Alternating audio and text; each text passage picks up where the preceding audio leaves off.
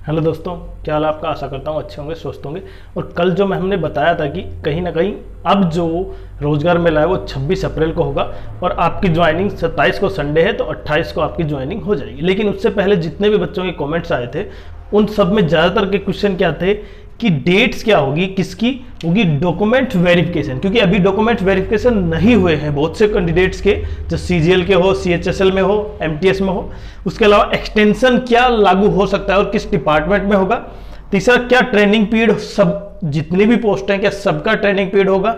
और चौथा, क्या सैलरी जो ट्रेनिंग पीरियड होगी जिन जिन पोस्ट की, क्या उसमें सैलरी में कुछ चेंज होता है जब ट्रेनिंग में और जब नॉर्मल आप ड्यूटी ज्वाइन करते हैं। तो इन सब बातों के बारे में डिस्कस करेंगे आज और क्लियर करेंगे आपके लिए। तो अगर चैनल पर आप नए हैं तो चैनल को सब्सक्राइब जरूर करें। देखिए, डॉक्यूमेंट वेरिफिकेशन अभी डेट नहीं आई है, लेकिन हम कहीं ना कहीं कुछ डिपार्टमेंट्स की डेट आ चुकी है, उसके बारे में बताएंगे।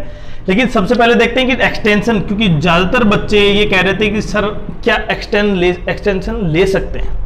देखिए, एक्सटेंशन लेने का कोई रूल होता है। जब आपके पास ज्वाइनिंग आती है तो ज्वाइनिंग को ये दिया होता है इस डेट से इस डेट के बीच आपको दो डेट दी गई है, उनके बीच आप ज्वाइनिंग ले सकते हैं। लेकिन अगर आपको लगता है कि आपको एक्सटेंशन लेना है तो आपको एक वैलिड प्रूफ चाहिए जिसके बेसिस पे आप एक्सटेंशन लेंगे। तो सबसे इंपॉर्टेंट प्रूफ कौन सा होगा कि आपको एक नॉर्मली मेल के जरिए ही होता है आजकल, तो मेल से आपको एक एप्लीकेशन लिखनी होगी और मेल डालनी होगी अपने हेडक्वार्टर, जो आपका जिस डिपार्टमेंट का मेन हेड ऑफिस है वहां पे। और उसके बाद वो डिपार्टमेंट आपको चेक करके ये कंफर्म करेगा क्या आपका वैलिड प्रूफ है या नहीं। देखिए, इसका सबसे ज्यादा इंपॉर्टेंट क्या होता है कि आपका एग्जाम हो या मदर फादर कोई मेडिकल ग्राउंड पे हो, लेकिन खुद का मेडिकल आप न लगाएं, क्योंकि खुद का मेडिकल लगाएंगे तो उससे ज्वाइनिंग में फिर दिक्कत हो सकती है। तो इसे खुद का मेडिकल प्रूफ के वैलिड के रूप में न लगाएं। मदर फादर का या एग्जाम या कुछ और प्रोसेस हो सकता है। तो आपको कम से कम 3 मंथ के लिए क्या हो सकता है, आपको एक्सटेंशन मिल सकता है एक बार में। और अगर इसको बढ़ाना भी चाहते हैं तो कहीं ना कहीं आपको फिर से वो प्रूफ को थोड़ा सा वेरीफाई करवाना होगा, तो मैक्सिमम उसको 6 महीने के लिए बढ़ाया जा सकता है, 3 महीना और बाकी जिस जिस डिपार्टमेंट में जिस जिस के हो सकता है एक्सटेंशन चाहिए वो कमेंट्स कर सकते हैं, उसके बारे में डिटेल से हम बता पाएंगे। उसके बाद आते हैं ट्रेनिंग पीरियड। देखिए, बहुत सी पोस्ट में ट्रेनिंग नहीं है और बाकी ज्यादा जो भी पोस्ट हैं, जो लोअर ग्रेड की बात करता हूं उसमें ज्यादातर ट्रेनिंग है। जैसे पोस्ट असिस्टेंट, सॉर्टिंग असिस्टेंट में ट्रेनिंग है। उसके अलावा income tax inspector, TA, tax assistant, इन सब में क्या है ट्रेनिंग, क्योंकि आपको क्या एक कुछ प्रोसेस को आपको पता होना चाहिए, ये एक्ट है, ये इसके बेसिस पे आप काम कर पाएंगे।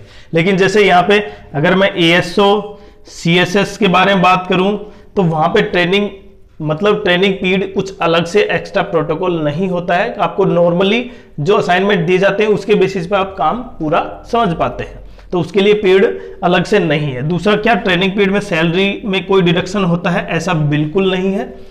आपकी जिस दिन ज्वाइनिंग होगी उसी दिन से आपकी जो सैलरी है वही मिलेगी, चाहे वो ट्रेनिंग पीरियड में हो चाहे वो नॉन ट्रेनिंग पीरियड, मतलब आपकी नॉर्मल जॉब का टाइमिंग।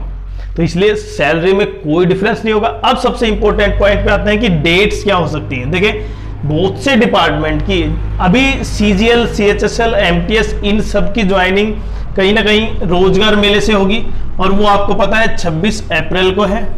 और 26 अप्रैल को आपको जब 26 अप्रैल को मिलेगा ज्वाइनिंग लेटर तो 27 को क्या होगा, संडे है, और संडे से नेक्स्ट डे इसका मतलब मंडे, तो इसका मतलब आप 28 को ज्वाइन कर पाएंगे। अब सबसे इंपॉर्टेंट ये रह जाता है, लेकिन बच्चों को लगता है कि अभी डॉक्यूमेंट वेरिफिकेशन नहीं हुए, तो डॉक्यूमेंट वेरिफिकेशन में ज्यादा समय नहीं लगेगा। ठीक है, कुछ डिपार्टमेंट का डॉक्यूमेंट वेरिफिकेशन 15 से 17 अप्रैल के बीच है। 15 से 17 अप्रैल, केवल 2 दिन के अंदर ही डिपार्टमेंट क्या कर लेगा, डॉक्यूमेंट वेरीफाई कर लेगा। और कुछ डिपार्टमेंट के हो चुके भी हैं, तो बाकी जितने भी हैं लगभग हो जाएंगे। और आपके पास जो मेल आएगा ये मेल के थ्रू भी होगा, सिंपली आपको ये चेक करवाना होगा मेल के थ्रू। और आपको ये पता है कि लगभग जो यहां पे डॉक्यूमेंट वेरिफिकेशन है वो आपकी सबसे इंपॉर्टेंट कौन कौन सा वेरीफाई होगा, ओबीसी, एससी, एसटी, ईडब्ल्यूएस, ये जो कैटेगरी है ना इनका डॉक्यूमेंट वेरिफिकेशन और आपकी जो एजुकेशन क्वालिफिकेशन है ना उसका वेरिफिकेशन, ये सबसे इंपॉर्टेंट है। अगर आप और मैंने इनके बारे में बता रखा है कि आप अगर इस कैटेगरी से हैं जिससे आप रिजर्वेशन ले रहे हैं तो कहीं ना कहीं आपका वो वैलिड प्रूफ होना चाहिए। अगर आपका वैलिड प्रूफ नहीं होता है तो आप बिल्कुल उस रिक्रूटमेंट प्रोसेस से ही बाहर हो जाएंगे। देखें, आप समझ सकते हैं, आपने ओबीसी से फॉर्म फिल किया लेकिन आपका सिलेक्शन हुआ यूआर से, लेकिन तब भी आपको ओबीसी वैलिड जमा करनी होगी। अगर वैलिड नहीं होती है तो आपका कैंडिडेचर कैंसिल हो जाएगा। तो ऐसे SC ST EWS और PWD जो भी सर्टिफिकेट है उनका कहीं ना कहीं आपको वैलिड प्रूफ जमा करना होगा, और उसके बारे में हमने डिटेल वीडियो डाल रखा है। लेकिन फिर भी कोई बच्चों का कोई क्वेरी हो तो आप कमेंट्स कर सकते हैं। तो मैंने बताया ना 15 से 17, और इसके बाद जो मेल, आपकी जो रोजगार मेले से संबंधित मेल है वो लगभग 20 अप्रैल तक आपके पास मेल पर आ जाएगी। लेकिन फिर भी किसी पॉइंट पर किसी भी कोई भी कैंडिडेट को कोई दिक्कत है तो आप कमेंट्स कर सकते हैं।